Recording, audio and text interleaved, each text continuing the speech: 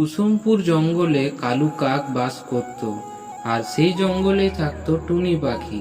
টুনি পাখির কেকের দোকান ছিল। আজ কেক খাওয়ার অনেক ইচ্ছে করছে, যাই টুনিকে বলে টুনির কাছ থেকে একটু কেক খেয়ে আসি। টুনি পাখির নিজের কেকের দোকান ছিল। সে খুবই সুন্দর সুন্দর কেক বানাতো। টুনি, আর কিছুদিন পর আমার জন্মদিন, তুমি আমার জন্য বড় কেক বানিয়ে দেবে? ঠিক আছে, তার আগে তুমি একটা কাজ করো, তুমি একটা কেক খাওয়াও আমাকে। আমি কেক খেয়ে বলবো তোমাকে অর্ডার দেওয়া যাবে কি যাবে না।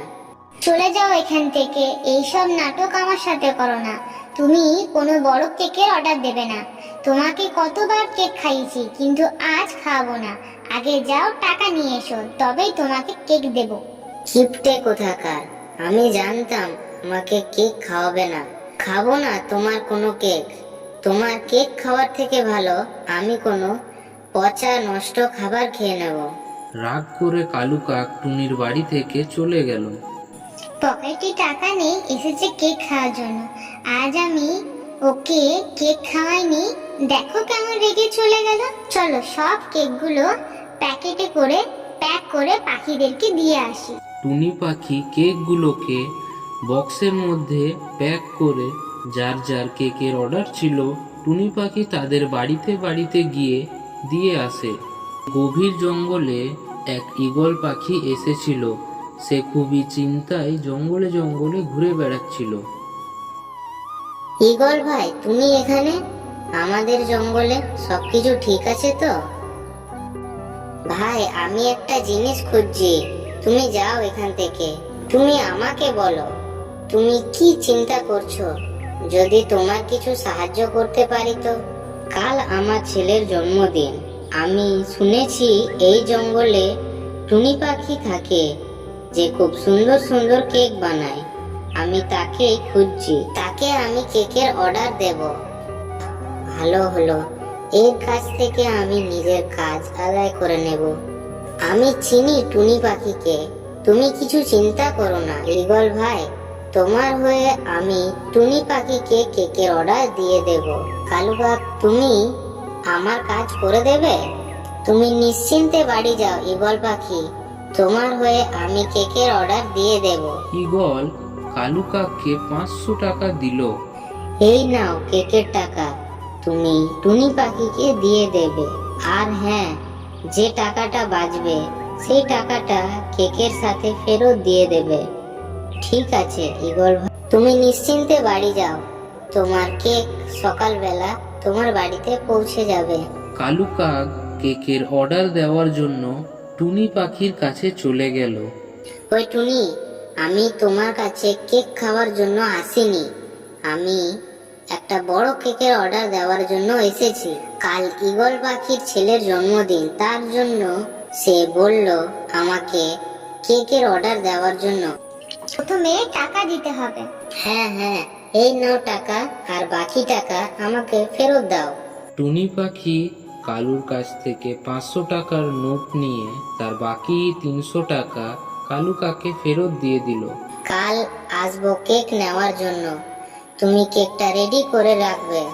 কেকের অর্ডার দেওয়ার পর কালু কাক সেখান থেকে বাড়ি চলে আসে। কেকের দাম 200 টাকা, বাকি 300 টাকা আমি নিয়ে নেব। আর ঈগলকে বলবো টুনি পাখির কেকের দাম 500 টাকা। পরের দিন সকালে কালু কাক টুনির বাড়িতে গেল কেক নেওয়ার জন্য। তারপর কেক নিয়ে ঈগলের কাছে চলে গেল। কালু, আমার বন্ধু, তুমি চলে এলে, তোমার অপেক্ষায় করছিলাম। তোমার অনেক ধন্যবাদ আমার কাজ করার জন্য। আচ্ছা কালু কাক, কেকের থেকে যে টাকাটা বেঁচেছিল সে টাকাটা তো আমায় ফেরত দাও। ঈগল ভাই, আমি টাকা ফেরত দিতে পারবো না, এই কেকের দাম 500 টাকা। 500 টাকা এত দামি কেক, ওর ব্যবসা মনে হয় ভালোই চলছে, তাই তো এত দামি দামি কেক বিক্রি করছে। কালু কাক অনেক চালাক ছিল, তাই কেকের নাম করে 300 টাকা নিজের পকেটে ঢুকিয়ে নিয়েছে। এভাবে কিছুদিন কেটে যায়। টুনি পাখি কেকের জিনিসপত্র কেনার জন্য বাজারে যাচ্ছিল। তার সঙ্গে দেখা হলো ঈগল পাখির। তুমি ঈগল পাখি না, আমার কাছ থেকে কেক বানিয়েছো? হ্যাঁ, আমি ঈগল পাখি। তুমি কি করে চিনলে আমাকে? আমি টুনি পাখি, আমি কেক বানাই। তোমার ছেলের জন্মদিনে আমি তো কেক বানিয়েছিলাম। আচ্ছা, তুমি হলে সেই টুনি পাখি যে এত দামি দামি কেক বানায়? না না, একদমই না, আমার কেকের দাম তো খুবই কম। 500 টাকা? এটা কোনো সস্তার কেকের দাম হলো? আমি তো ভেবেই নিয়েছি এর পরের বার থেকে আর তোমার কাছে কেক বানাতে দেব না। 500 টাকার কেক কে বলেছে আপনাকে?